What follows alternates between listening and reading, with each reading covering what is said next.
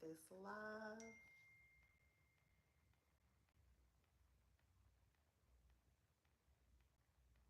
Let's see who is going to pop in on this live. Because I have something that I want to share with you guys today. I haven't shared it on any of my other social media platforms. Let's see if some people's going to pop in on this live.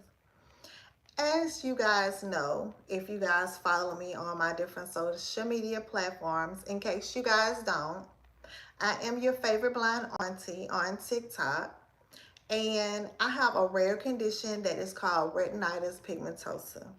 It's where I have been slowly going blind my whole entire life. It is a genetic hereditary condition that does not have a cure.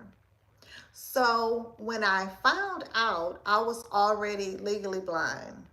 Yeah, I had drove myself to the eye doctor, and it was not because I was having any type of complications or anything. I went to the eye doctor because I was bringing my oldest son to get his eyes checked. And I was like, well, I might as well get my vision checked because I've never gotten my eyes checked before. So when I went, she told me that I had a condition called retinitis pigmentosa, but she wasn't sure. But to make a long story short, I started going to the Division of Blind Services. They were helping me so I could remain independent as a blind woman. So, the white cane that you usually see blind individuals with, the mobility cane, they taught me O&M training. That's orientation and mobility training with the white cane. So I never felt comfortable with the white cane. Probably have a lot to do with that at the time, I had 20/20 vision in my central and I had no peripheral vision at all. At that time, I had the amount of vision as if you would look through a toilet paper roll, and it was clear. Now it's not that good anymore. I have the amount of vision as in looking through a straw and it's blurry. But I still hate using the cane. So I had an option. I talked to myself. Yes, I did. I said, I'm going to get a guide dog. So I went to the guide dog school and filled out all the applications, had my doctor filled out the applications that I needed, and the process began.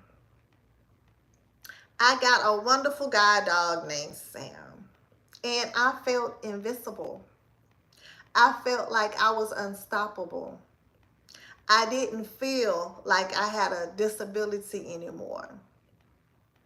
The white cane symbolized independence for a blind person, but it didn't symbolize that for me. It symbolized, hey, look at me, I have a disability. And that's how I felt about it.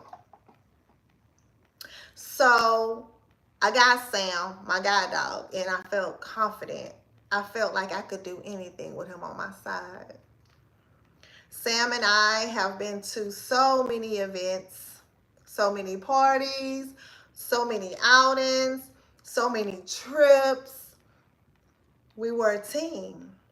When you get a guide dog, you get a team number. And he was my teammate. I'm going live today to let everybody know that I don't have Sam anymore. And it was not because of something he did or something I did. It's just some things are out of our control. And I haven't had him for a while.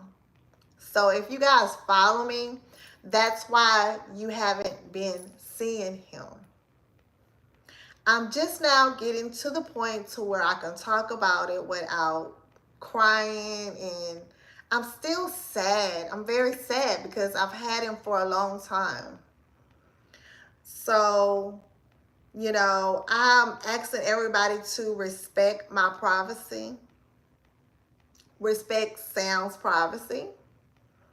Like I said, it's out of our control that I don't have him anymore. Things happen, you know, situations happen. But I'm going to give myself time to grieve, to get over him, which I doubt if I ever get over him. And then I'm going to give myself a year. And then probably a half a year, I'll start trying to get myself together to get another guide dog. I just don't want to jump into getting another dog, I have to give myself time to heal. And I need to get my emotions together and my mental health together to be able to move on to the next chapter in my life with the new dog. So I had to get out that mind frame of, oh, I hate the cane. Which, if you ever see me out and about, I probably won't have it out. What I normally do is, if I have it with me, I'll use it and then fold it back up, and then unfold it when I need it, and then fold it back up. This is just my opinion. I don't like walking with it. Does it keep me safe from breaking an ankle or hurting myself? Yes, it does. But I just don't feel comfortable with it all the time. And not even so that when I'm out with people, they'll be like, oh, I got you. And when I am with someone and I'm going sighted guide, and if I don't feel comfortable and I think that I can't trust this person, because I'm going to just be honest, everybody do not know how to guide. And when I say guide, I mean as for them helping me to assist me to navigate to where I don't have accidents. I trust the cane more than I trust people.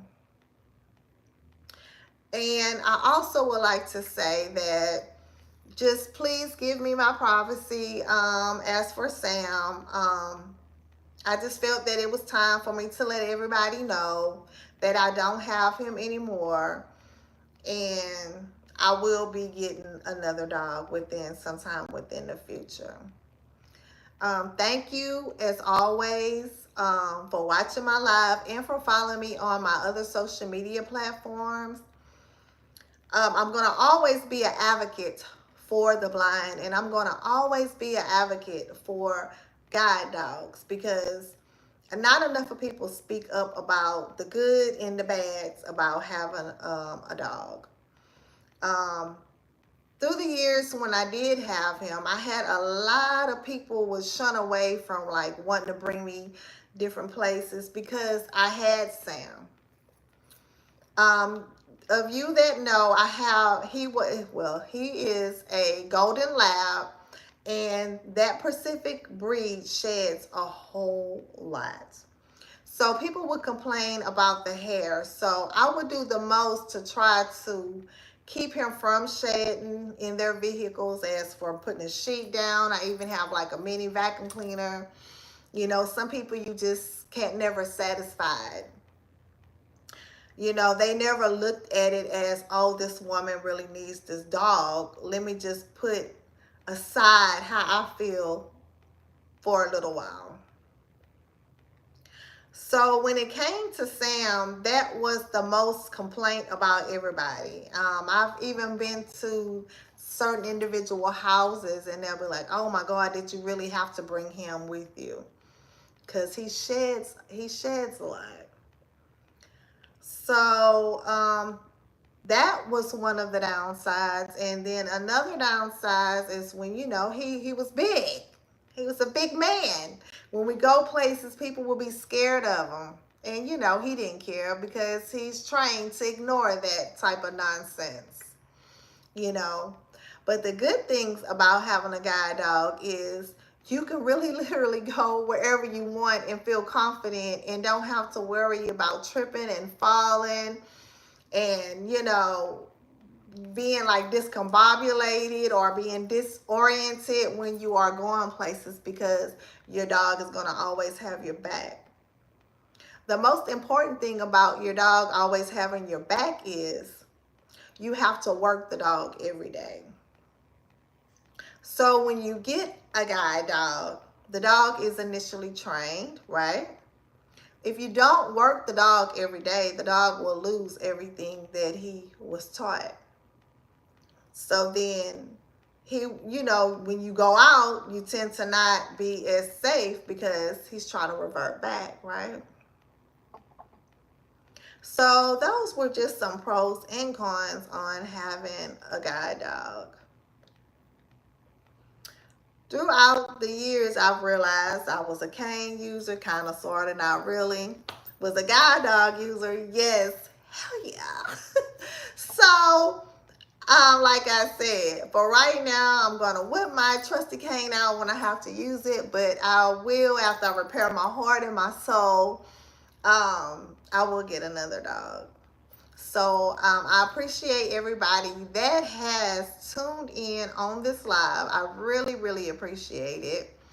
If you don't mind, share this live, because this will probably be the only place that I will talk about it, because I really don't want to have to repeat myself again, because like I said, it makes me sad. Maybe later on throughout the years, maybe I will get over it. I doubt it, because he was my first dog, and he was my big teddy bear, and he was my friend. He was my everything. So I'm going to leave this live up. If you guys don't mind sharing it. If you don't mind hitting the like button, it'll help to push it out within the algorithm. And as always, remember to always be you. God only made one you. And I love whoever decided to click on this live and watch. I love you all from the moon and back. Peace.